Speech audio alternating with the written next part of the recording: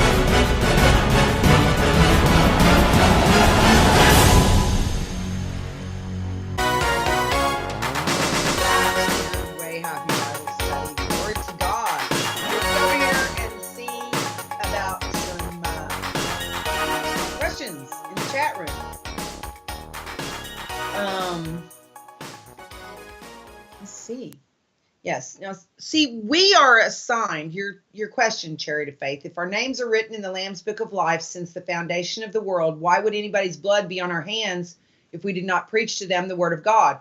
It was already predestined. Well, because you didn't do what you were supposed to do. See, if you tell them, that's your job, okay, and they're going to go into perdition anyway. But if you didn't do what you were instructed to do, then that blood is on your hands, because if you did what you were instructed to do, then it wouldn't be on your hands. Okay? It's all in instruction. We have to follow his instructions. And we don't know who the tares and who the wheat are.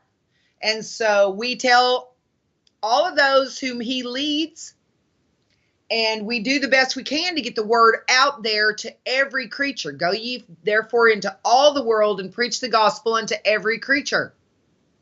And he says every creature because the tares are not real people. They're just programming, I believe. But the question is, did you do what you were told, what you were supposed to do?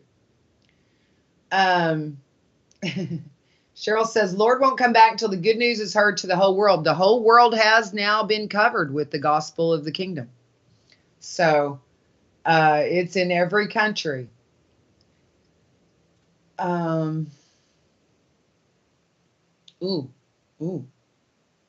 Cheryl. I'm sorry about your friend. Let me see if I see any more questions here.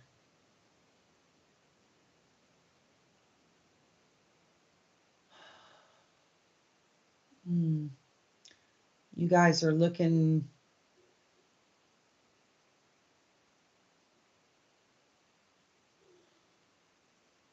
I don't really see any more questions there. Okay.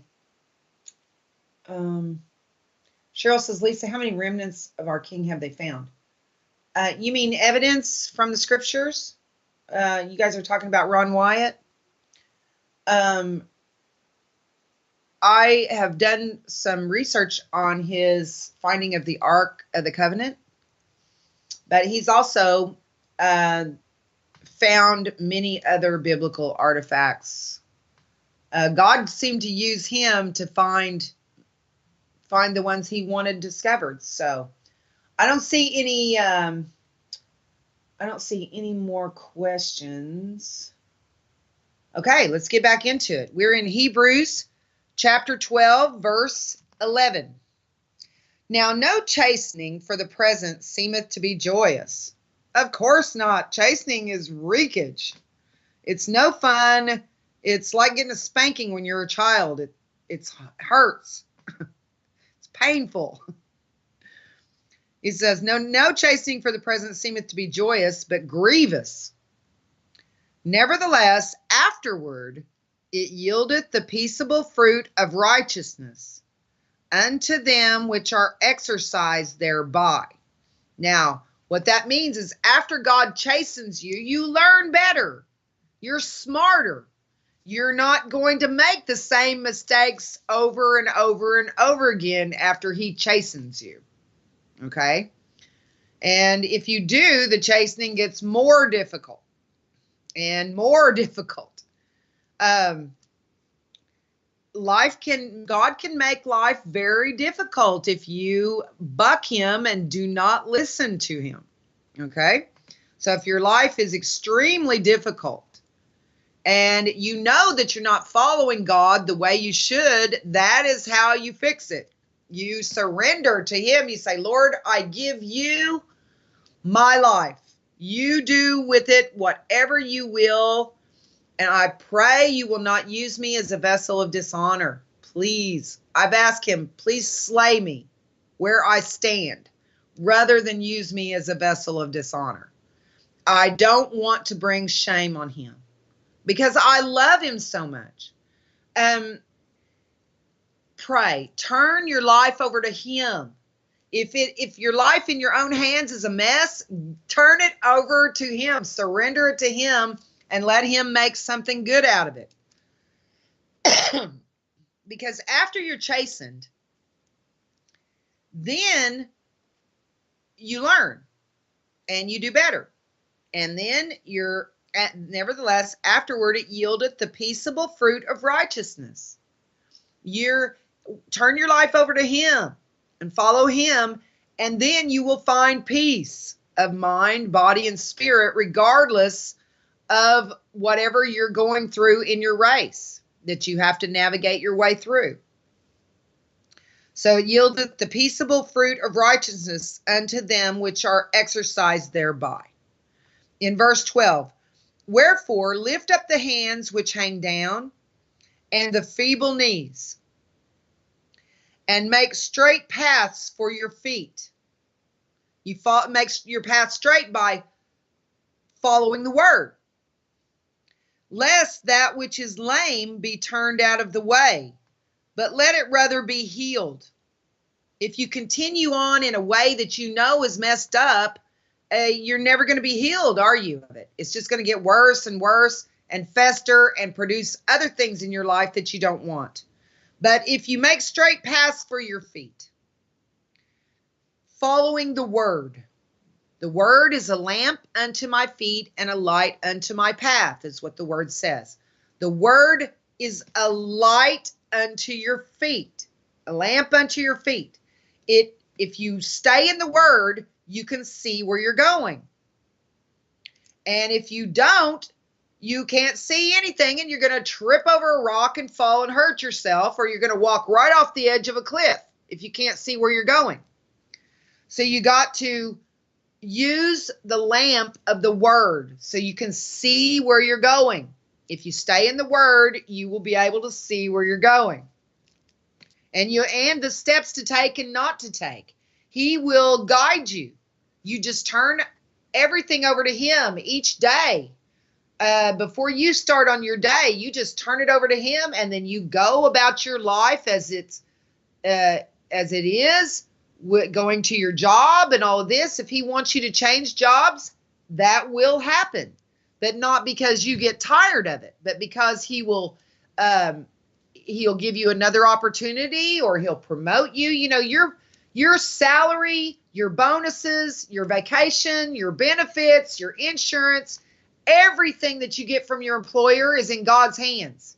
He's the one that decides when you're promoted. He's the one that decides when you change jobs. He's the one that decides when you get a raise or a vacation or whatever.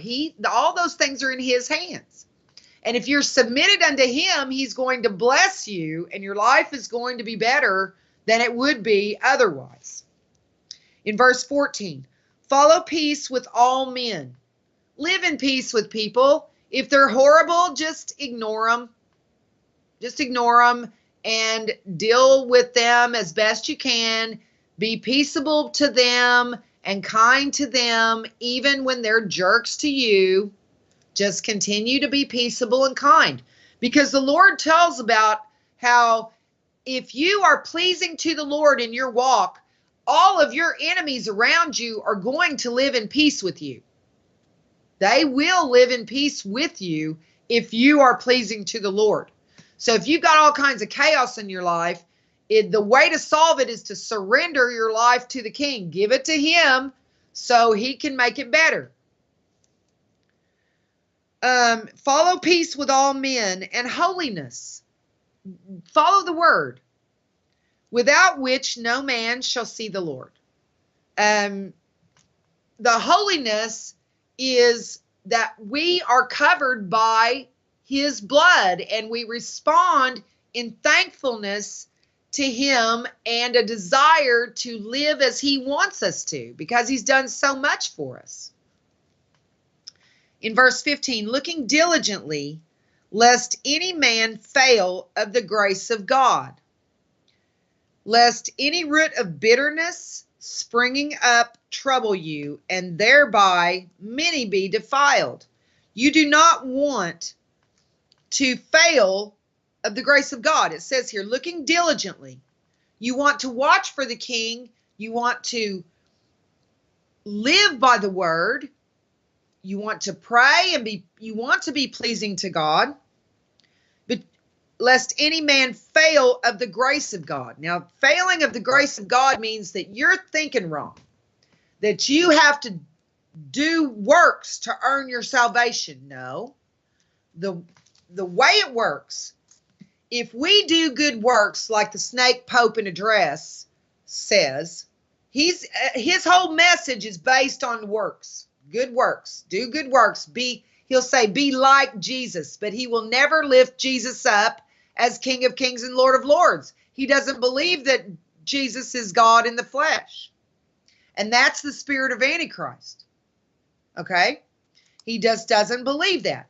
But his whole message is good works. Do good works to earn heaven. Well, you can't earn heaven.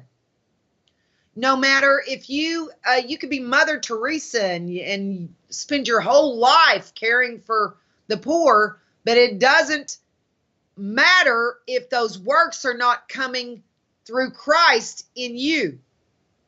Now, Jesus lives within you.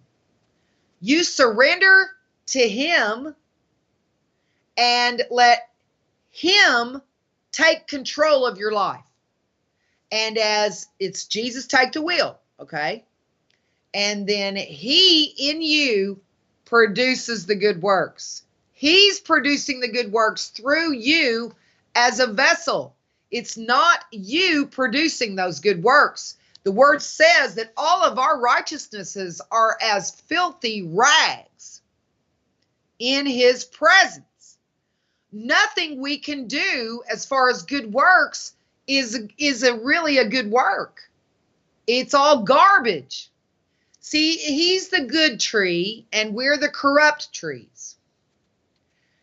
Any fruit a corrupt tree like us produces is corrupt fruit. Only Christ in us producing his fruits through us as a vessel are good fruits. See, we cannot bear the fruits of the Spirit on our own. We're not capable.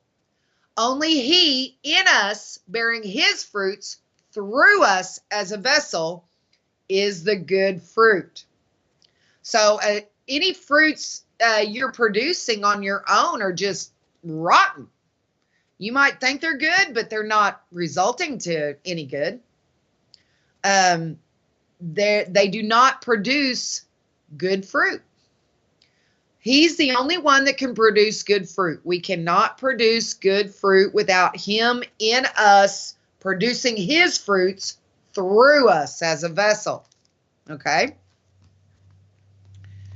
Now, in verse 16, lest there be any fornicator or profane person as Esau, who for one morsel of meat sold his birthright.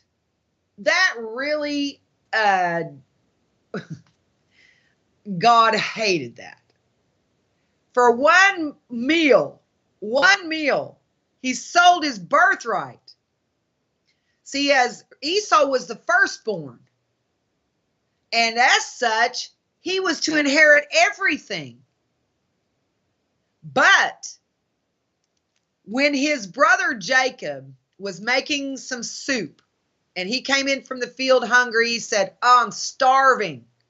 I can relate to that at this moment. I'm hungry too. He's like, "Give me some soup." And Jacob's like, "Well, what will you trade me?" And he said, "Anything. I'm starving to death here." And Jacob said, "Well, I want your birthright." And Esau's thinking to himself, well, instead of saying, "Forget it, my birthright is too precious to me, I'm not selling it to you, I'll go make myself something to eat." Instead, he stands there and he's reasoning in his mind, thinking, well, if I die of hunger, what good is my birthright to me? What a dope, okay? And that really bugged God. He hated that, all right? Your birthright is the most important thing you have, and you don't give it up for anybody or anything. In verse 17, for you know how that afterward, when he would have inherited the blessing, he was rejected. Jacob is the one who got the blessing. See, Esau said that he would give Jacob his birthright, but he lied. He had no intention of giving Jacob his birthright. But God made sure that that decision he made and that oath he made to his brother Jacob stood. And therefore, you know what happened after that? Rebekah, his mother, their mother, led Jacob to go in to their father Isaac, who was blind, and allow him to think he was Esau, because because Isaac favored Esau. Rebekah favored Jacob. And God told Rebekah that the elder would serve the younger. And so she went about to make it happen. And she said, and Jacob was like, I don't want to go lie to my father about who I am. And she said, let your sin be on me. And so he received the blessing. For then in verse 17, for ye know how that afterward, when he would have inherited the blessing, he was rejected. When Esau found out that Jacob had received the blessing, he went to his father Isaac and said, bless me too. And Jacob said, I'm sorry, I've already given the blessing. He wanted to give it to Esau, but it's not how it turned out. For he found no place of repentance, though he sought it carefully with tears. He said that Jacob could have his birthright. But see, he had no intention of giving his birthright to Jacob. No intention at all. But because he said it, God made sure it stood. And even though he sought it carefully with tears, he wanted that blessing more than anything. It was not going to be given to him. And so then, of course, he hated his brother instead of his own self for being a liar. In verse 18, for ye are not come unto the mount that might be touched, and that burned with fire, nor unto blackness and darkness and tempest, and the sound of a trumpet and the voice of words, which voice they that heard entreated that the word should not be spoken to them anymore. They couldn't handle it.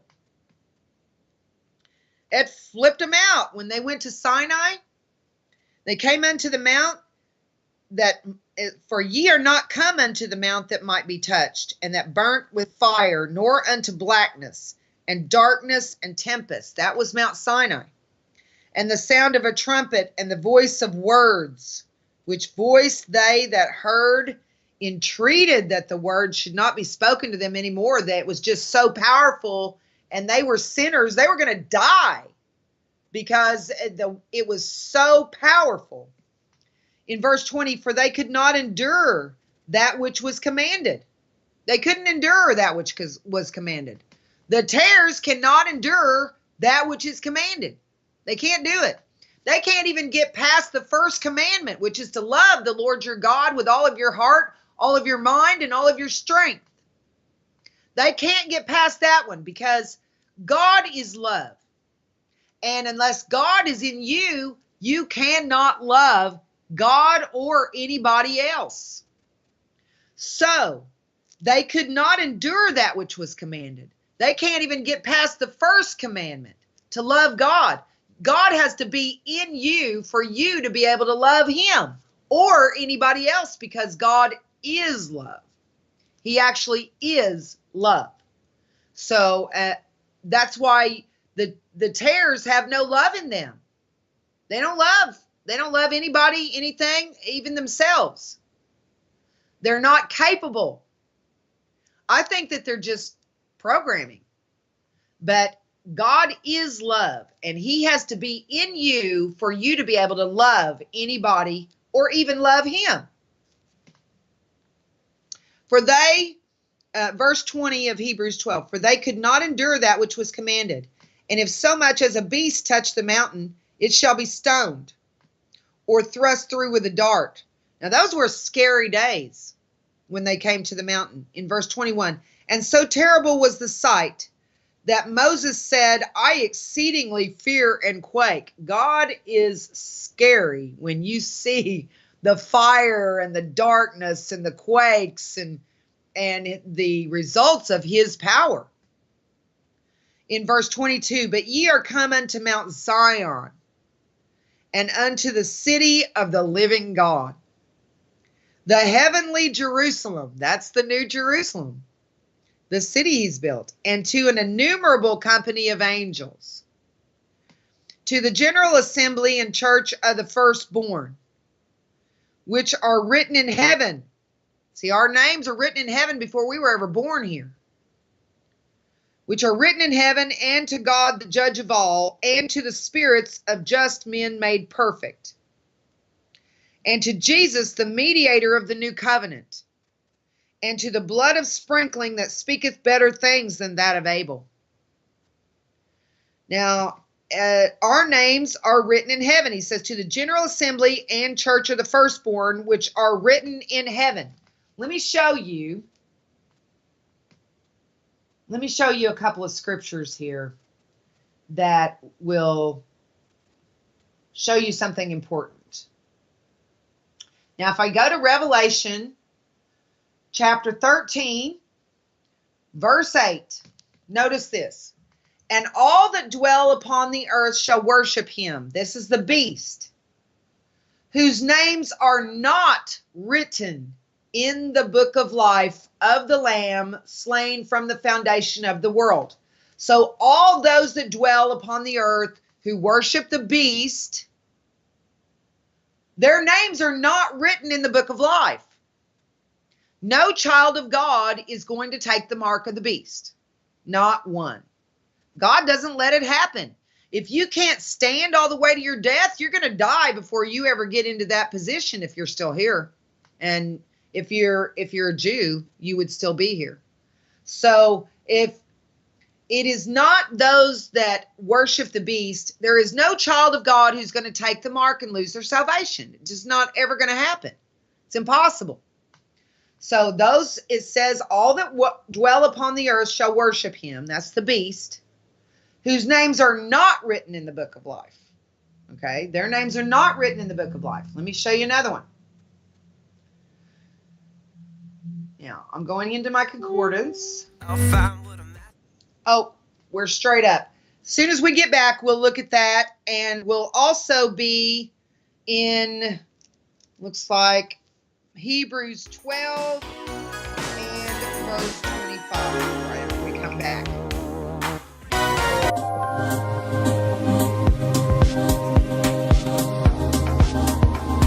Straight up.